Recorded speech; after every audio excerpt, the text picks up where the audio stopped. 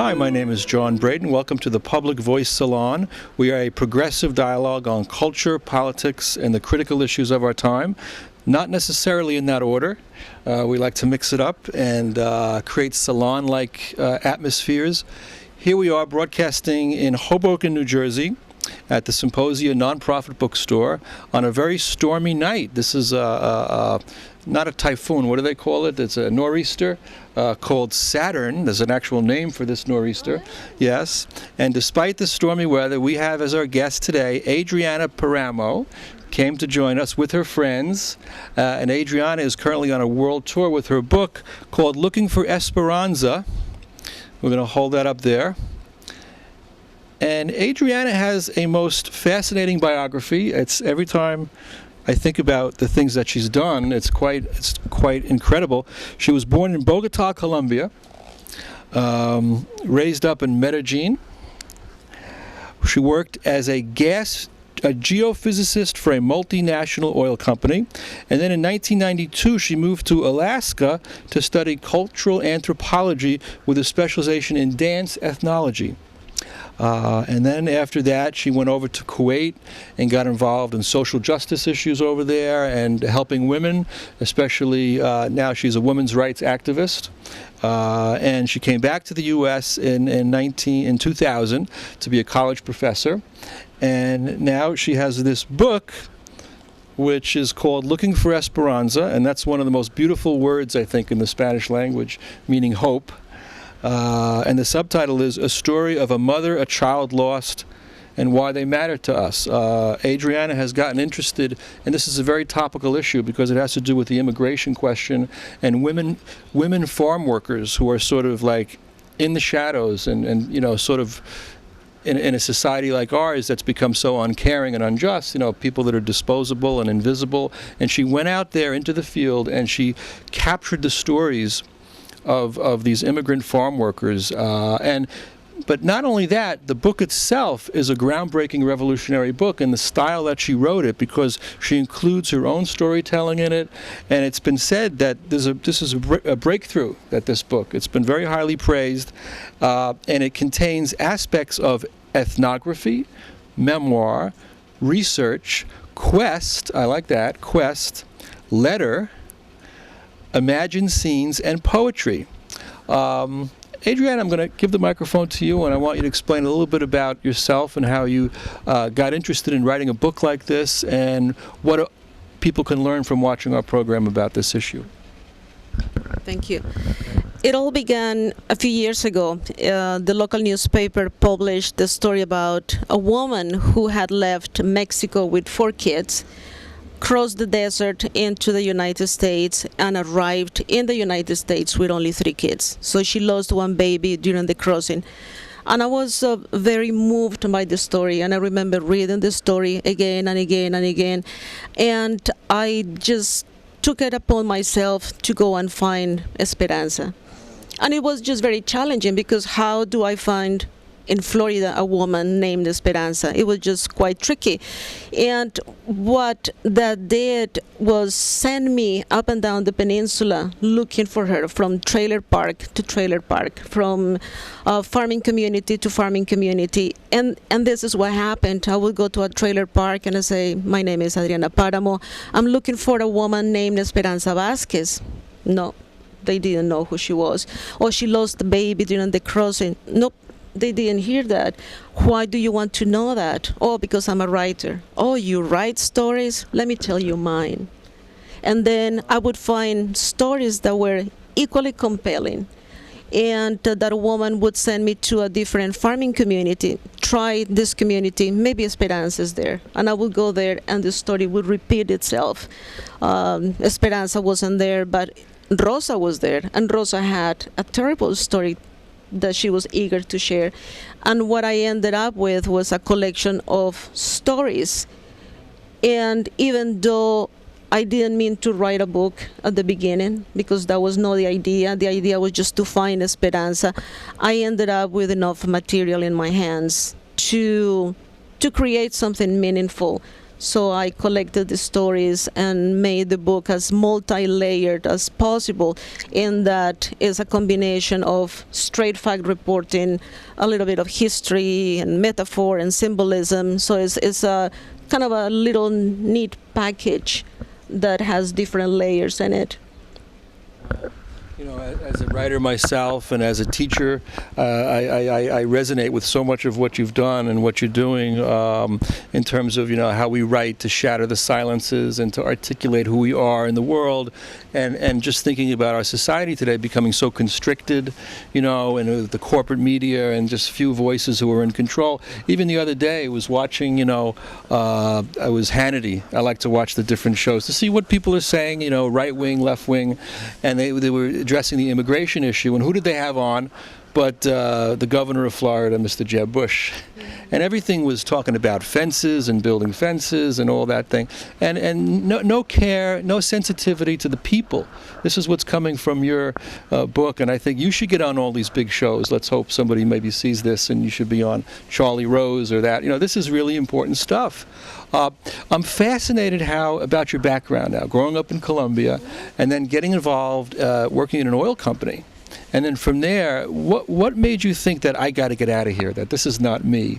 There's something creative inside that was trying to get out? Explain how, because a lot of our viewers, maybe they work jobs that they don't like, you know. A lot of people, they get stuck in things and, you know, you got to make a living and pay the bills, but you really yearn for something. You followed your dream and you made that happen.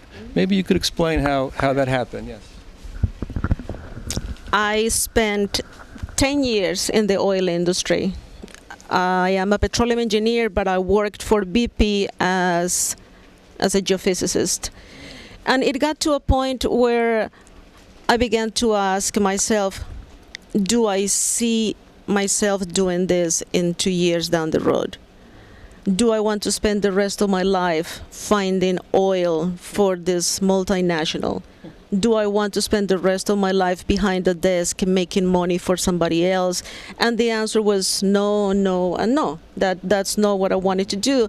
And I was at a level where we had to work with partners, and there was a lot of trickery and things that just didn't gel with my principles. So that's not what I wanted to do. And it was a very difficult time in Colombia too.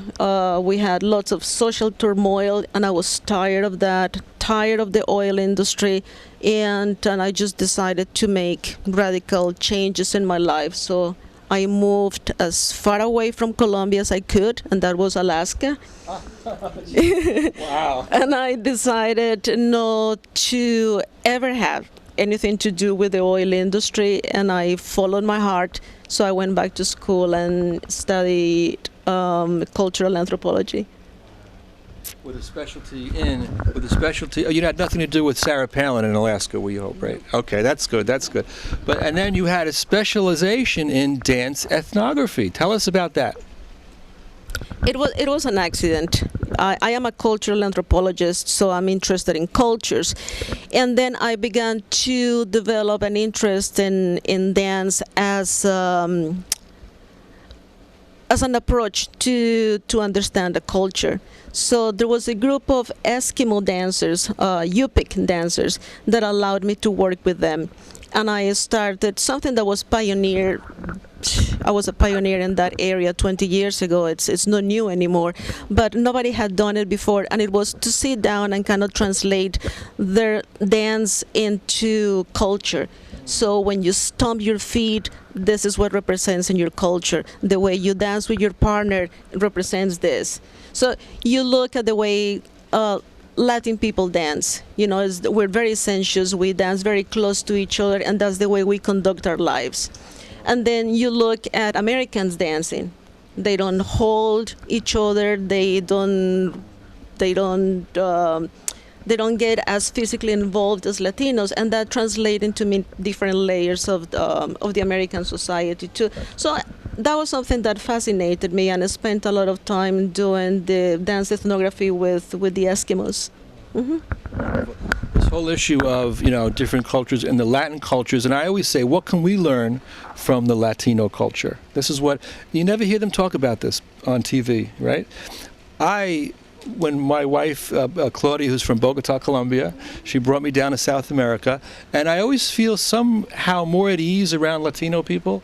Even when I go up to Union City, where there's a big Latino culture, I find that the white culture or the American culture has gotten so competitive, where everybody's trying to outdo one another, and they've lost that sense of community. I believe the Latin cultures still have a semblance of that. Even the Italian people, everything is around food and family and talking and connecting. And I find that that especially in the Latin cultures, there's that sense of love and family and community that we have a lot to learn up here in the north, and which is muy frío, as they say sometimes, muy frío.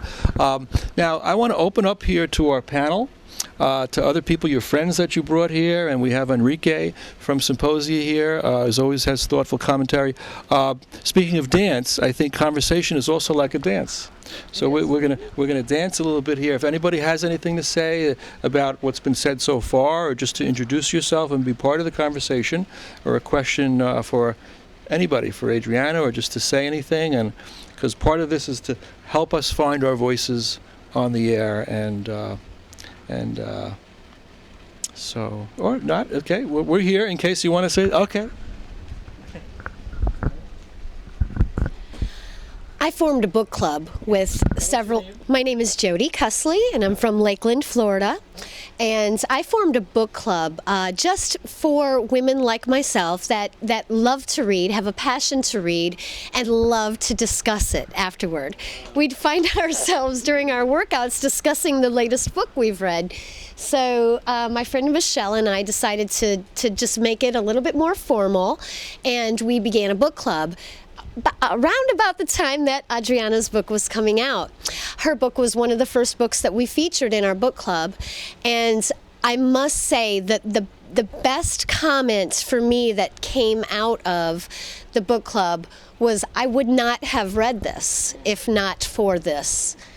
And if what we can do is open up this issue for discussion, I am all about it. I am all about it. So thank you for doing what you do. Just the whole culture of book clubs is something I'm a big advocate of as an English teacher, as an English professor. A lot of my students have very little interest in reading when they come to my class, because I happen to think that a lot of the curriculums now, it's very boring, they're teaching to the test, and they're turning a lot of people off to reading. So I always find, as a college English teacher, I don't know how you find this, Adriana, that a lot of students have been dumbed down, or they feel apathetic about learning, and I tell them, get into a book club, or start your own book club. Here in Hoboken, there's a book club at the All Saints Church, which is right across the street here, and they'll be discussing Push by Sapphire, one of the great sort of inner city novel about it was turned into a movie. The main star, Precious, right, about a girl who has very difficult family upbringing and all kinds of abuse issues. She gets into a progressive school, and the teacher helps her to write and to find her voice. And so the power of writing, we're back to the power of writing, shattering the silences, finding our voices on the air. All of this, I think, is very important. And as an educator, this television show is a pedagogical show. So it's designed to help us learn and think. And I think when we talk, we think. And when we write, we think. And we tell our stories, we think. Thinking, Jerome Bruner is a professor at NYU. He's 97 years old, and he's done this groundbreaking research in the cognitive element of storytelling, that we think in terms of story, and your book is chock full of stories, and so yeah, I'm just happy to be here, and I want to create a space that's nurturing. We invite people who are watching at home to come. I mean, just sitting here surrounded by books, There's a television show in Hoboken, it's very popular, called The Cake Boss. I don't know if you've ever seen it. You're all from Florida?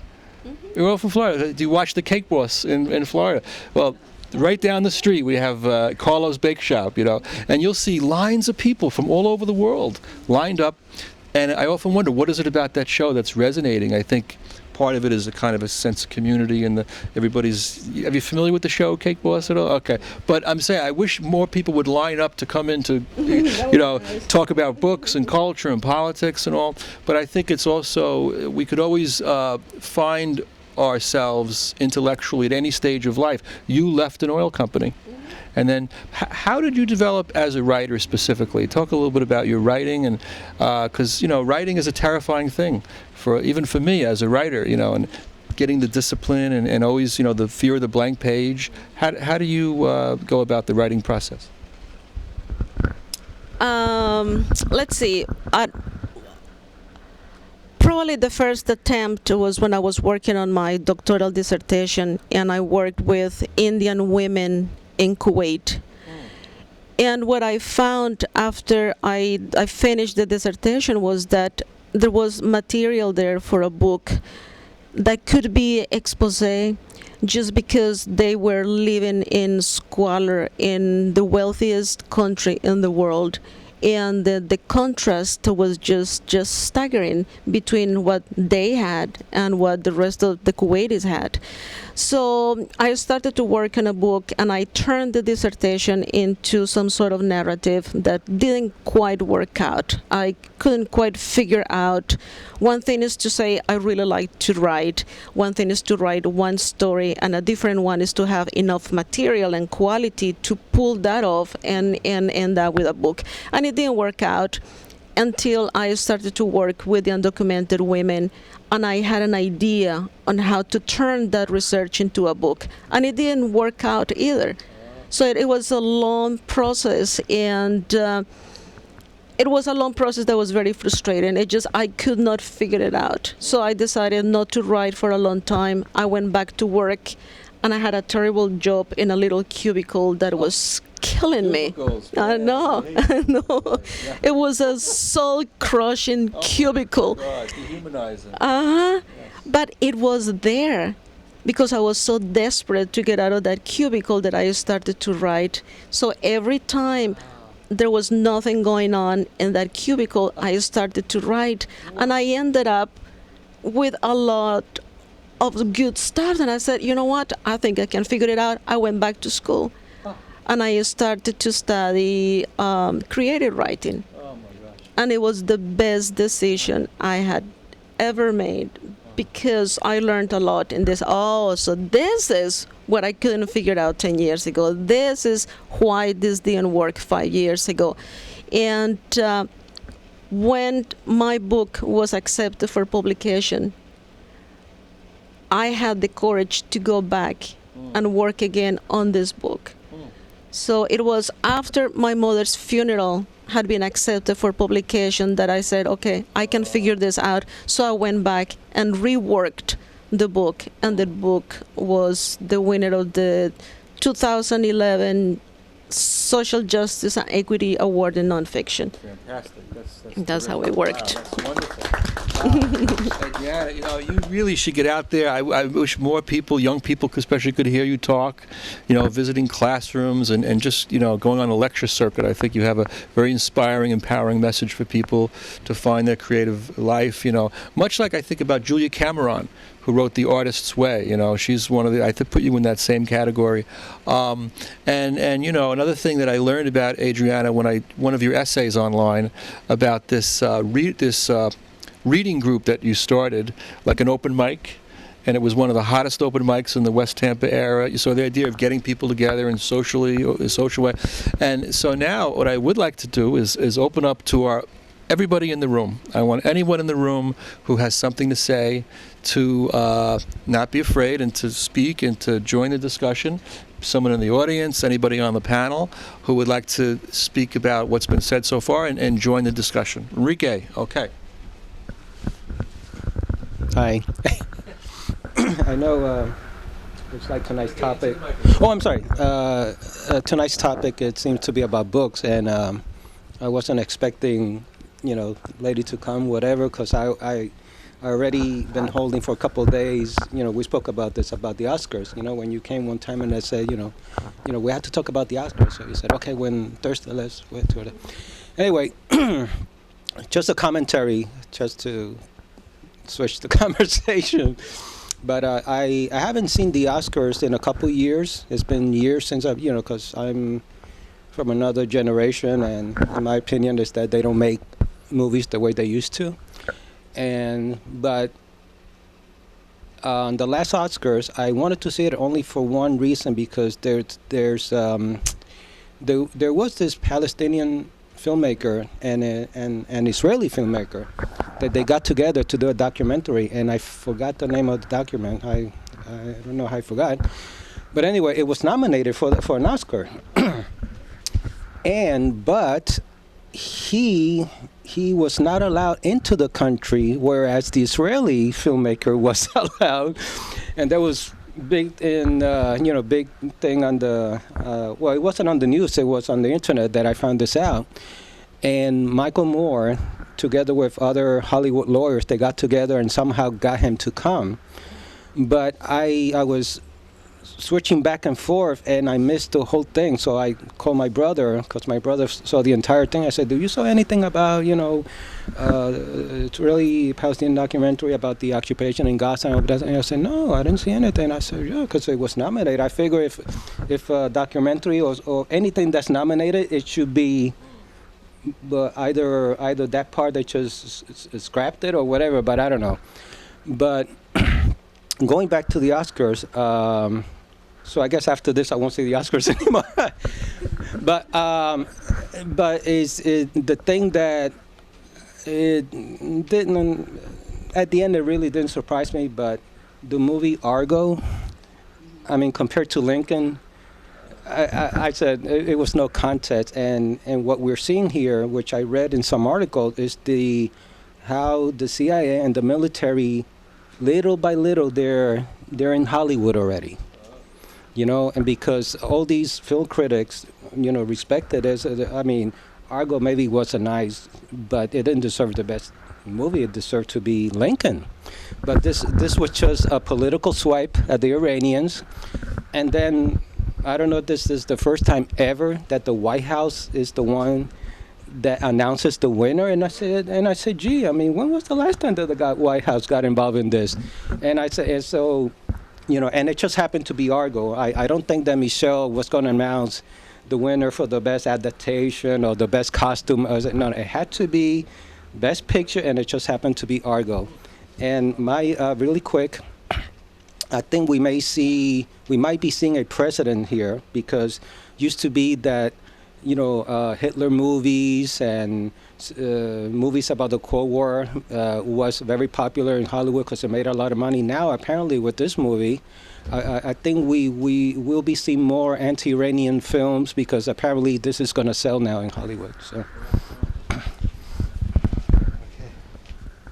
Well, the whole idea about film and cinema, I'm a big cinema buff. I love films as an art form. It's one of my favorite art forms, along with novels and literature, and I could imagine your book being into a film. What do you think? This book that you wrote, I think, would translate cinematically very well. What's interesting is that James Agee, I read this about you now, James Agee, who was a filmmaker, a screenwriter, an author, also a critic. You have been compared to James Agee. Did you know that? No. You have been compared to James Agee, yes, and that's a great thing, because he also crossed boundaries in his book, In Praise of Famous Men.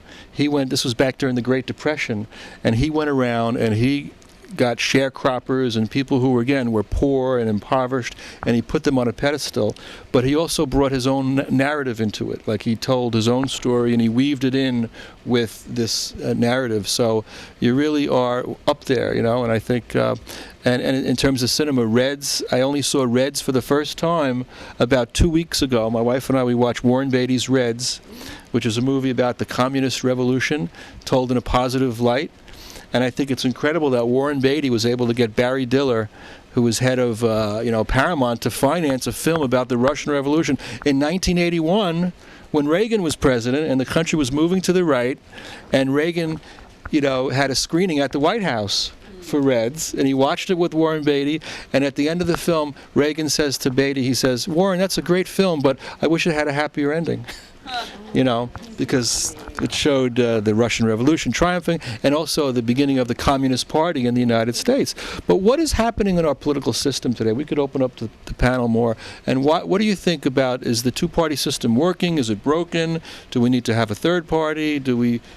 Anybody would like to comment? Yes, okay. And say your name. Hi, I'm Jan, and I'm from Lakeland, Florida. Okay. And I'm a Floridian, a true one. So that's something we say in pride in my neck of the woods. It's really interesting as you look at the things that we're talking about, Adriana's book, the Oscars, and drawing the parallels, and then listening to you about Jeb Bush, who was our governor, and now Rick Scott, who is our governor.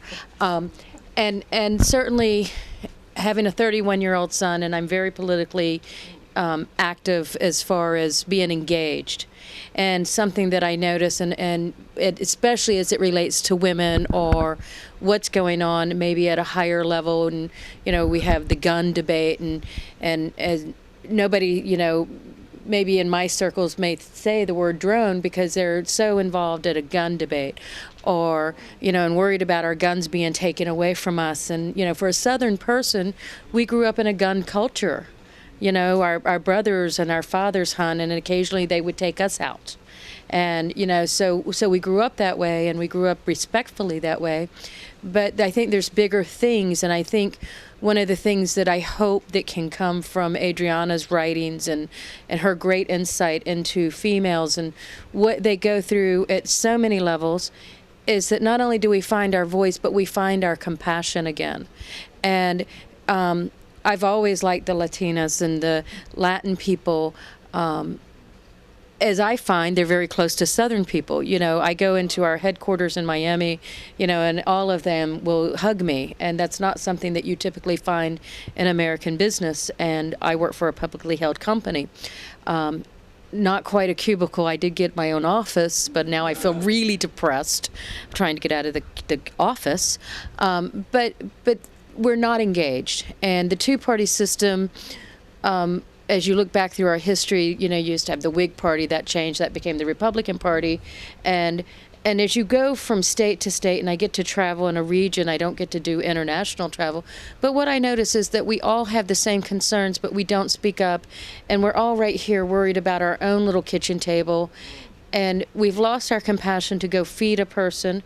We've lost our compassion. I often wonder why a woman who can carry a Gucci purse and find value in that can't find value into giving maybe a woman standing on the corner $5 or $20 and really be angry with her. And because I look at it, and I look at it very differently. I say, well, maybe that's her job. So let me give her some money because she needs to feed her kids, or she needs to do something, because I don't think that she would be doing it unless she had to, because maybe some of us may not feel that's so dignified. But I think most of it has to do with, one, not being engaged, and not reading, relying on the big public machine of, the standard commercialism of our news, whether it's Fox or MSNBC. You speak of Charlie Rose, who's very, very good. But it's, you have somebody in their early 30s, my son, and he bitches. He complains about it continually, that he can't get true news. He can't figure out what's going on. He's very concerned about conspiracies of what's going on here. Why was, maybe in your case, Argo picked over Lincoln? I was thinking silver linings myself, because that kind of touched me a little bit differently. But why was that picked, and why did Michelle, do that? I don't ever recall that. And I'm not a big Oscar fan, but it's just some interesting observations. But I think it's learning how to get people back engaged, and maybe back into books. But it's reaching them in their language, which right now is on iPads or notebooks, and where people who love feeling books and smelling books and love the smell of libraries in the tactile sense have a hard time with accepting that. But it's how we're going to have to reach people. And I think that there's a lot of people who can be engaged, but you have to get them disengaged from the materialism of Gucci and pretty shiny things and bling and bedazzling everything, which we all are part of that, but to detach from that and go be compassionate again and to help somebody, which I think people are scared of that. Well, we discovered a new great thinker here tonight and speaker, and that's amazing discourse and lecture, so nourishing and wonderful. You made me think about that TV show, what was it, Sex and the City, and the Cosmopolitans and what are those shoes called? The fancy... How do you say it? Manolo Blahniks, and the materialism. One of the things I liked, though, was last year when Sarah Jessica Parker had this big shindig for Obama, and all the rich crowd, they gathered in the Charles Street townhouse in the Village, There was one person who wasn't there, and that was Matthew Broderick, who was her husband. And he was in a play that night. He's in a play called Nice Work If You Can Get It. And I think he deliberately chose not to... That's my take on that. I think Matthew Broderick has a deeper sense of humanity than that. She, that all those Gucci bags. I get sick of that, Anyway, let's be nurturing here and encourage other people who haven't spoken. And if you would like to say anything, just to introduce if anybody who hasn't spoken or an audience member would like to say something. Liz always has something interesting to say. Okay. Hi, I'm Liz. I was thinking about what you said about Hi, I've been here before to Mr. Bredin's group, and I'm a singer and actor, and I live here in Hoboken. And to that end, I was thinking about what you were saying about people needing to be engaged and people don't care. And it's very interesting. We just had, of course, Hurricane Sandy. And it was just, I found it very interesting to see the response of people in this community. I was surprised. I was very pleasantly surprised. I didn't think it was going to be at all, certainly not to the extent that I thought it was going to be, compassionate. But people overall, yeah, there were a few butt heads, but basically people really were, in this community, really responded in a truly heartening, I found very heartening and beautiful fashion, to the needs, and they still are. They just established a center down where I'm living now on First Street between Willow and Park, and it's still addressing what are continuing to be the ongoing concerns of the aftermaths of the hurricane. So it shows that, there are people that could say, well, it's over. Okay, next, on to the next thing. But no, this is an ongoing thing because there are people who have lost everything. There were people who were lucky. Some people were lucky in the town, but there were other people who just lost it all. And they just don't know what their next step or steps should be. So there are people who are reaching out to them, and it's very, very heartening to see that they're not abandoning them. So I think it's slowly starting to turn. Yes, I see what you're saying, but I think, and it still to some extent exists, but I think it is slowly, thank God, beginning to turn the tide. The tide is beginning to turn, so. Thank you so much, Liz. And I saw Liz the other night at the Hoboken Museum, which has wonderful events there, and they had a whole program on the waterfront, which was a famous movie that was made in Hoboken, starring Marlon Brando, and the kid that was up on the roof with him, who was a little kid with the pigeons. Did you ever see On the Waterfront? Great Hollywood movie if you haven't seen it. And the little kid that was up on the roof is now in his 70s, and he showed up there, and he worked all his life on the docks. He was only in one other movie, On the Waterfront. And Liz was there. We were talking there. And I also always like to thank my lovely wife, Claudia, without whose help this would not be possible. And to say that when Claudia came into my life, that's when my dreams became realities. When you have someone who loves you and believes in you and cares about you. And, then, it was only after I met Claudia that I started writing books, and that this TV show dream came to fruition. And the Colombians, exactly. Exactly, thank you. Colombia thing. Oh, yes. And if Claudia ever wants to say anything, she's welcome also to speak. Oh, yes. Honestly, I think that people do still care. I think that the needs are just so great. There's so many needs, and oftentimes people are lost as to how to help, where to help, if they're helping, if they're being scammed. But I think what we all just need to remember is that we're all people. We all really want the same things. We have the same needs. We want our families to be happy and our families to be healthy and our communities to be strong and our children to be learning. And I think that we just have to give people direction, have to help people find where and how they can help. And I think that they will. I think that people will rise to that challenge. I do believe that. That is our goal for this show, is to open up space to bring people together for community, for discourse, so people who are watching maybe channel surfing and say, wait, what was that?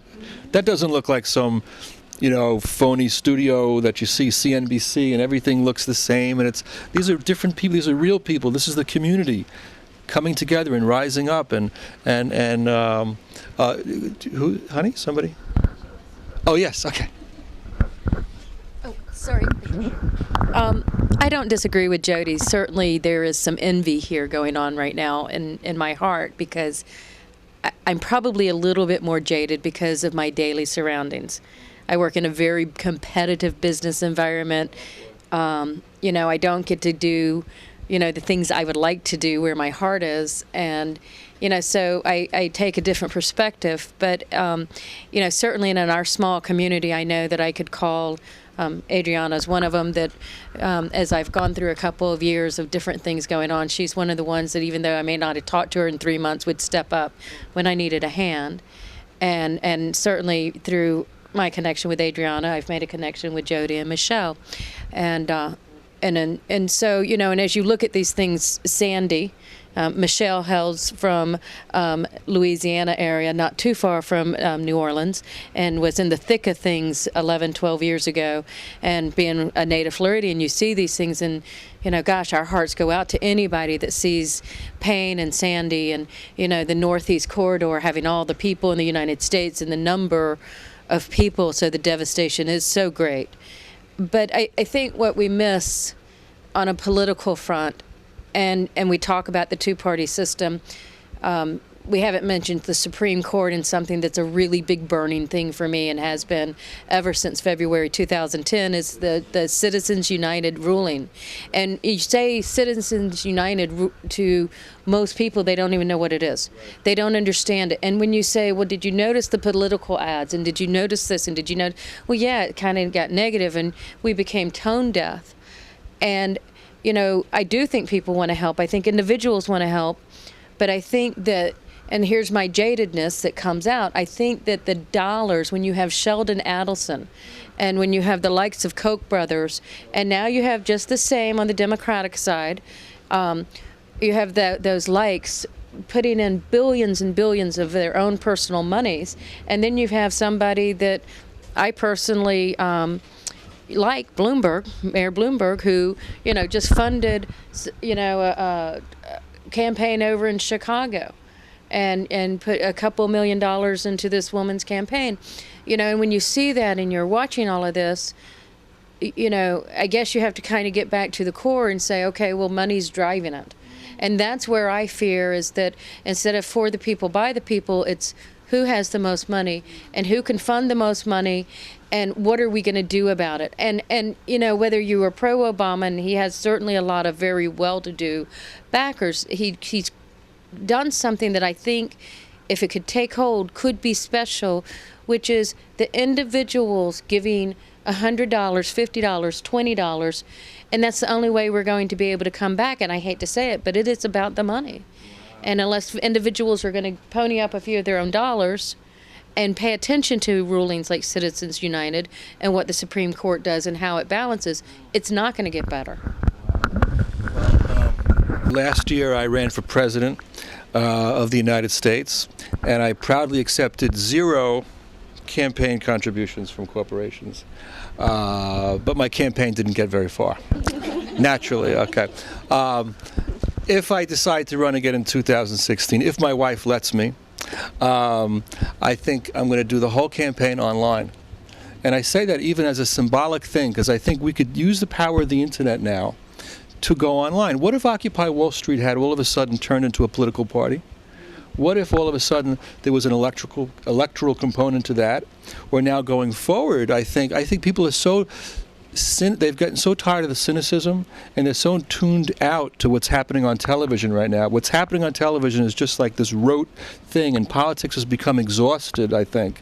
And if somebody emerged, whether it's me or somebody else, that was a real viable candidate and a real viable party where people could have meetings inside, not just like occupying outside where maybe it's illegal or this and that and the cops can crush it, but if you meet inside like this and you film it, and you put it out there as a curriculum online, and it gets hits and people watch it, and you build a movement.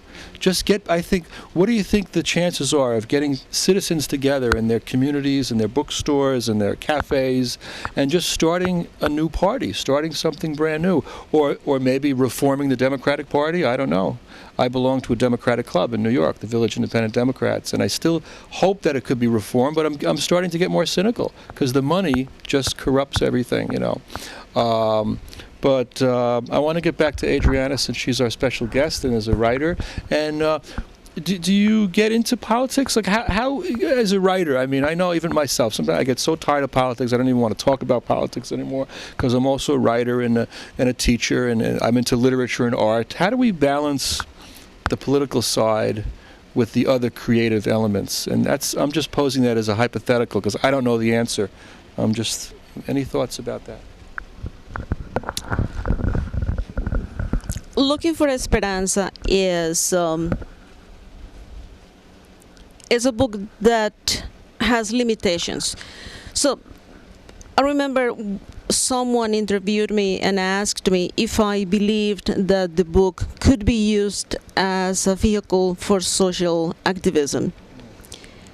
And I thought it was really interesting because the answer has to be absolutely yes. Do I believe that this book is going to start a revolution?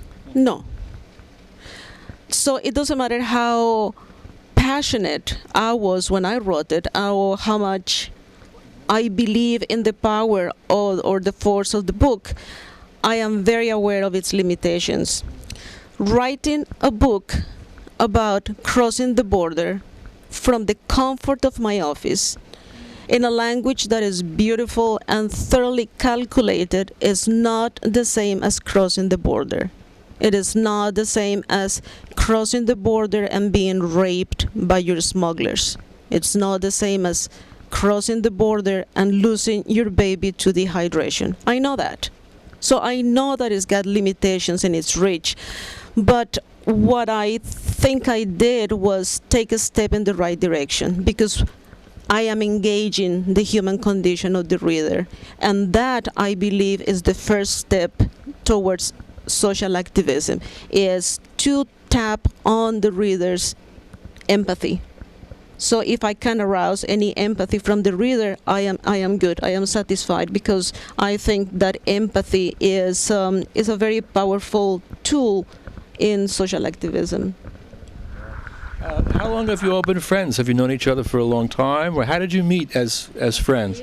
A few years. Yeah, a few years.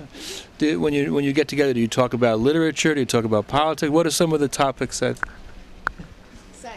Sex. Oh, wait a minute, a family show. Okay. All right. Okay. Yes. Okay. I mentioned my first favorite comment that came from our book club when discussing Looking for Esperanza, that many of the women stated that they would not have read it otherwise. My second favorite comments that came out of the club was, it made me want to learn more. And that, to me, was about the most powerful thing that a book can do and offer to the social climate, is to encourage people to want to learn more about that issue. And there's so much passivity now, speaking about media, that I think very often the media kind of puts us to sleep or in a trance. And if one thing we could do with the show to create a sense to arouse people to want to learn, to read a book, to watch a movie, to get informed from watching our show, or to just be more social in the community and reaching out, I think that would be a great thing. Enrique. Yes. Actually, I have a question for. I'm sorry. What's your name? Jan. Jan. I have a question. Being a native from the South, the gun control issue is there seems like folks in the South are the most fiercely supporters of gun control.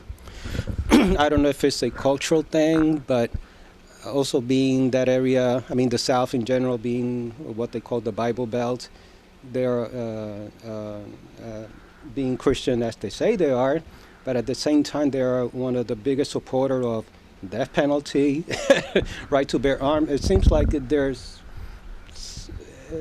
contradicts their belief. Is it a cultural thing or is it something bigger than? Because I don't think the gun control issue is a. There might be support in the north, but it seems like in the south they are the biggest support, and they're very fierce supporters of it. Is it a cultural thing, you think, or is it just more than that? Well, I mean, I don't know. We have guns in my house. I don't shoot a gun. I don't belong shooting a gun. I mean, I know my limitations. But there's something else that's happening is where when you look at who's buying the guns right now and who sells the guns, it's not to people like me. It's to people who already own 15, 16, 17 guns. It's, again, we go back to big business, big money controlling it. I think that for me, I mean, if I didn't have any guns, I wouldn't care. I don't, So cultural, though, you're talking about hunting. And,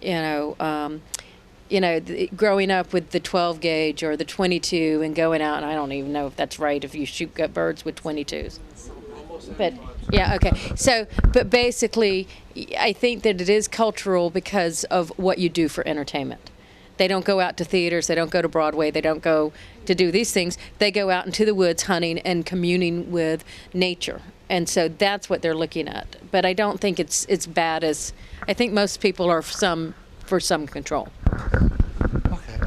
We're almost out of time, but I have towards a closure to have a reflective space that we can reflect on what this has been and what we may have learned. This is the teacher in me, to kind of figure out just through dialogue any questions that remain, any final thoughts on tonight's discussion. And I just feel so happy and excited to have a room full of Floridians here.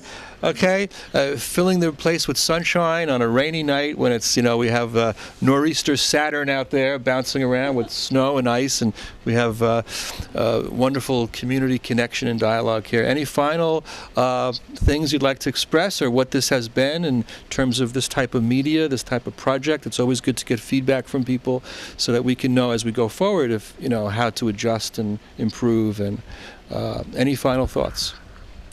I just want to say thank you very much for having me here, for allowing my friends to be a part of this. This is just like being at home, minus the wine. We have wine right there. Very good.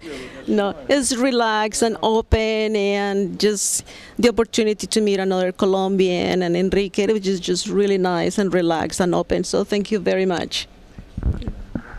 Any others? Thoughts, Liz? It's funny you touched on something else again, and I thought of something just earlier tonight. I was in a different conversation, but it made me think. I thought, isn't it interesting that once upon a time we actually had a man who became president of the United States of America who was dirt poor, and that was Abraham Lincoln. He had nothing, and now, if you look at the system now, it's like you practically, to become president of the United States, most of those people who've been in there now for many years have basically, when they entered office, they were millionaires. You have to be a millionaire or multimillionaire, practically, in order to attain that office, which I think there's something seriously wrong with that. How do we go from the likes of Abraham Lincoln, who's arguably one of the greatest presidents, maybe if not the greatest president we ever had in this country, to this system? So I don't know what the answer is. Maybe there needs to be a stronger emphasis on having a third-party system, giving people more of an alternative than the usual same old, same old. Anyway. I forgot to say, I was also born on Lincoln's birthday. And But anyway, but when I declared my candidacy for president, and I expected the next day, I'm going to have reporters at the door, clamoring for an interview, I couldn't even get the local paper to cover it, But that's the thing, that's where we're at. But okay, we have to build from there, grow from there. What do? You bury your head in the sand? No, you fight back, you get together, you articulate, you write, you express, you teach, you grow, you build, you have these kind of dialogues. And we're just so happy that you were a part of this tonight. So give yourselves a round of applause for a wonderful presentation. I really thank you very much. Thanks. We thought the show was over, but the conversation that broke out after the camera was shut off was so interesting that we said we have to get this on tape. So take it away. So as I was saying, I was hoping to be able to get this on tape because one of the best things about being a friend of Adriana's is how lucky I am to hear her storytelling. Because of my own busy life and different priorities, I don't get to sit around and read books that I'd like to. And so I'm always so engrossed in her stories, and as she sits at my house drinking wine, eating cheese, and sometimes talking about things that aren't as family oriented, her stories are always fabulous, and as my son and daughter-in-law were at a recent dinner before she decided to take off and fly to Qatar, and she was telling a story about the Mongolian experience she had, and just how engrossed you can become in her stories because they're so real, and they're about the people and the countryside. They're not about the people who are buying the Milano Blahniks. They're not about the people who are doing that. They're about the people and how they eat eggs sliming down their arm, and how you divide the toilet paper when you're in the countryside and needing to use a facility that really isn't there. And how incredibly lucky that I found Adriana at a gym one day doing her Latin dance, and my Anglo bones wouldn't move that way.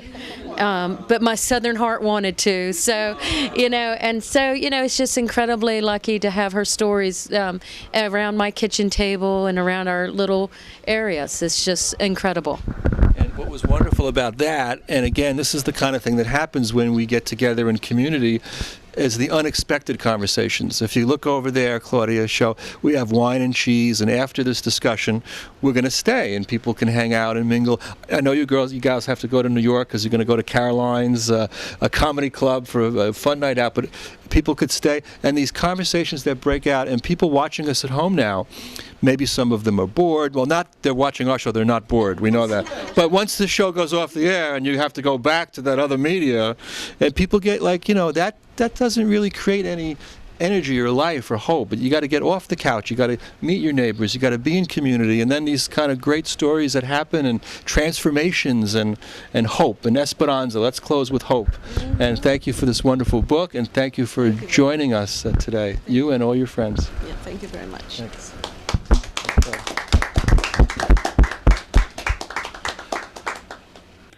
I hope you enjoyed our dialogue with Adriana Páramo, author of Looking for Esperanza, and her friends and some Hobokenites gathered at the Symposia Community Bookstore. And this is the final segment of our program in which I like to reflect and just sort of think about, what stood out for me in terms of the show, in terms of the episode that we've seen so far. And I'm just very happy that this took place. And it was very last minute. I reached out to Adriana. She's on a tour with her book, and she had been at the Blue Stockings bookstore. That's how I got the email, because I'm on their email list. And I saw that she was in New York, and I said, well, let me just try, spontaneous, to reach out. And she was so excited to come over, even in the midst of a storm. There was this, nor'easter that was raging, and not as bad as they said, but it was still bad enough that, to make it unpleasant. But she came over from New York City in a taxi cab with her friends, and we just were able to craft this dialogue. And I hope that others watching us can see that the importance of discussion, the importance of conversation, the importance also of getting people in these dialogues who are doing significant work like Adriana is, in her memoir. It's really, well, it's a story about the undocumented farm workers in America. So it's part of our immigration situation. She is from Bogota, Colombia, and I thought it was nice because my wife, Claudia, who's filming me now, she's also from Bogota, Colombia, and we had wonderful dialogue after the show that you saw. We stayed in the bookstore for like another hour, and we had hummus and wine and cheese, and it was just wonderful, just discussions and moving around, and the discourse was very intense and interesting. And so I'm just reflecting back on what we discussed, and I'm also inspired as a writer because to meet another writer, and in particular a writer who is using, she's kind of pioneering a new genre, which is kind of what I'm doing also. I have a new book called Spy in the House of Capitalism, which will be out very soon, and it also has very different aspects like storytelling, memoir, quest, and these kind of things. So anyway, thank you for watching us, and please keep watching us and send us a line and be a part of this ongoing conversation. We'd like to empower the community to find your voice, and also anybody out there who's doing work that's interesting in the arts or culture or politics, would like to share with a bigger public. Come on our show and be part of our wonderful discussion. Thank you.